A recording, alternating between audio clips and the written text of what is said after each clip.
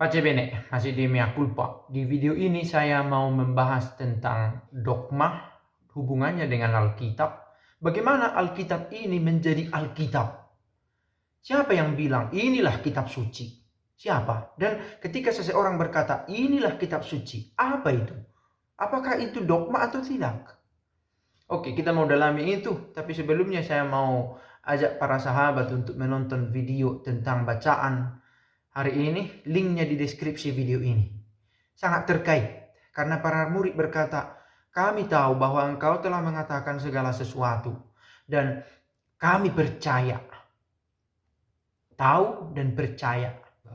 Nah, saya mau membaca komentar ini. Dia berkata, kok bisa Alkitab disebut dogma? Sekarang begini, yang mengatakan itu Alkitab siapa? Begitu ya. Inilah kitab suci kita. Kalau kita dalami sejarahnya, banyak konsili yang sudah merumuskan inilah Alkitab kita. Yang terakhir Konsili Trente membuat pernyataan tentu dogmatis. Alkitab kita, Perjanjian Baru 27. Itu kan ajaran itu. Siapa yang memberi apa kanon? Kanon itu tongkat pengukur. Di kanon kitab suci. Inilah ukurannya supaya layak disebut kitab suci. Kan itu kan satu opini. Opini dari gereja. Opini gereja ini disampaikan kepada orang yang membiarkan dirinya masuk dalam gereja. Inilah ajarannya. Kan begitu. Nah, itu bagian dari dogma itu. Nah, ada yang mengatakan, itu kan, dogma. Bagaimana? Itu dogma. Ini fakta historis. Seolah-olah dua hal yang harus diperbandingkan, dogma dengan fakta historis. Komposisi dogma itu adalah fakta juga. Kan begitu ya. Yesus bangkit. Itu ajaran gereja itu. Yesus kita bangkit. Bagaimana gereja sampai pada keputusan mengatakan Yesus bangkit? Apakah lewat feeling? Tidak. Mereka mengumpulkan data-data. Kan begitu. Bagaimana gereja menyampaikan satu ajaran? Apakah dari feeling saja? Atau ya menurutku begini. Karena itu hati-hati mengikuti dogma. Dogma mana yang kamu ikuti. Hati-hati tertipu oleh pesona personal seseorang. Gereja menyampaikan, inilah ajaran kita. Dogmatik penyampaiannya. Dari mana sampai gereja sampai pada keputusan itu? Dari mana materinya? Fakta-fakta tentu. Fakta historis, fakta teologis. Kalau dikatakan, oh kitab suci itu kan ada makan 5.000 orang. Apakah itu dogma? Yesus lahir di Bethlehem itu apakah itu dogma? Makin pusing katanya. Kitab suci memuat fakta-fakta historis. Dogmatic fact. Inilah fakta-fakta yang memuat unsur dogmatik juga. Kan begitu. Yesus lahir. Sabda menjadi daging. Itu dogma itu. Dan tinggal di antara kita. Bagaimana kalian itu sanggup mengatakan, kata yang bukan Kristen, bagaimana kalian itu sanggup berkata bahwa sabda menjadi daging dan tinggal di antara kita? Lahir seseorang tanpa ayah biologis, ibunya Maria. Ada fakta di belakang itu. Nah, kita coba dekati dulu komentarnya ini supaya ada tulang dari pembicaraan ini. Nah, lalu dia katakan, saya tidak punya referensi. Nah, inilah yang terjadi. Inilah kesulitan. Kan ketika bahas ini, kalau sudah sampai pada tahap ini kan pengetahuan. Bukan soal ada orang pengetahuan tidak begitu mendalam, tapi saleh hidupnya, saleh, dekat pada kesucian. Nah, ini urusan lain. Ini kan sudah menjadi ilmu.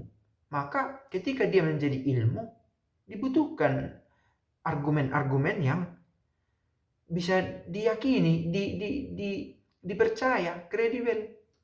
Kan begitu. Saya tidak punya referensi katanya, tetapi dia datang untuk mencoba membawa keyakinannya sendiri, pandangannya sendiri. Sangat penting referensi. Nah, lalu kalau saya keliru, tunjukkan di mana letaknya. Menjadi disuruhnya saya lagi, kan begitu. Tambah tugas saya. Tetapi ini bagus juga untuk pendalaman.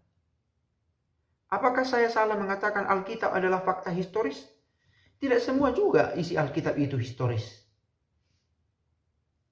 Tidak semua maka Alkitab bukan buku sejarah.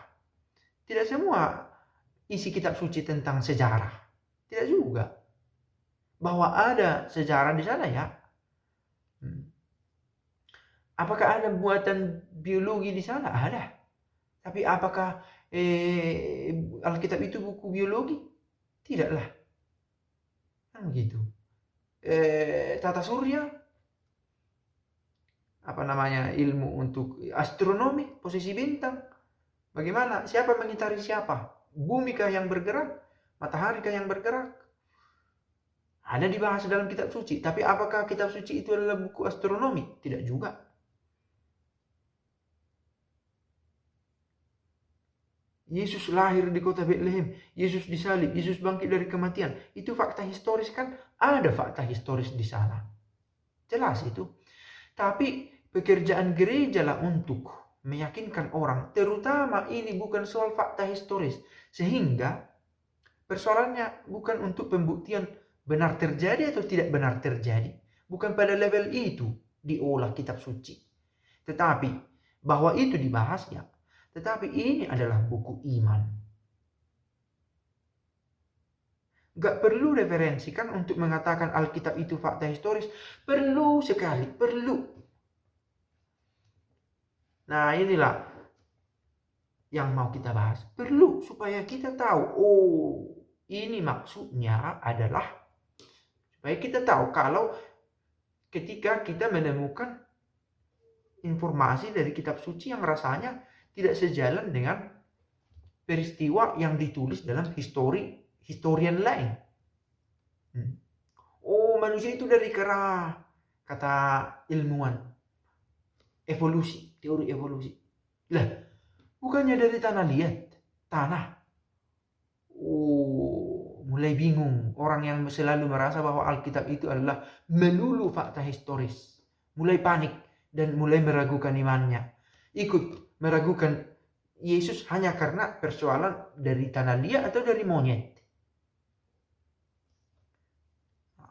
Jadi apakah perlu referensi untuk mengatakan bagian-bagian fakta historis dari Alkitab itu? Perlulah.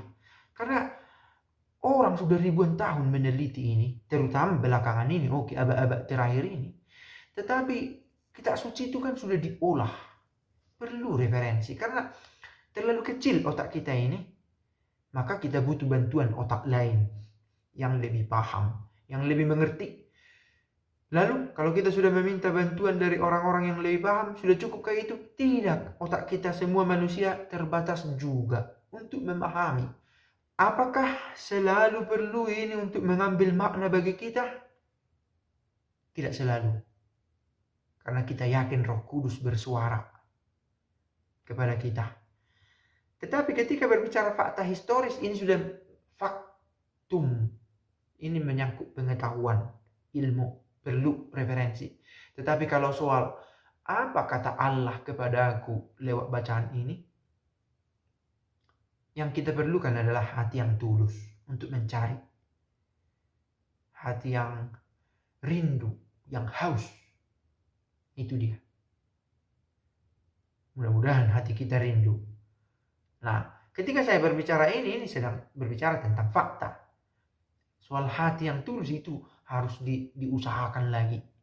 Dan ini yang lebih dalam, lebih yang terutama dalam hidup kekristenan. Dan akhirnya tampak dalam perbuatan. Jadi, ini kitab suci kita. Itu dogma itu. Tetapi bagaimana dogma ini didirikan? Dari banyak akumulasi pengetahuan. ajaran. Itu dia. Pace bene.